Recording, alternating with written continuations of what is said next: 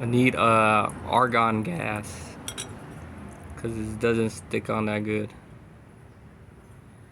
And I'm using about like 60 volt off of this battery. So the problem is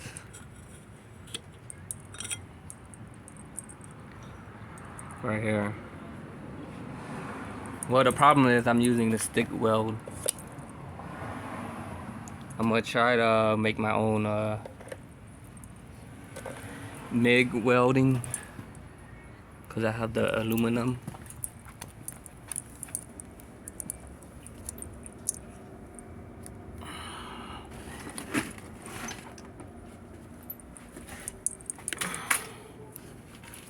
I have this already. This is aluminum. Just need to make the MIG motor thingy so I could like rotate the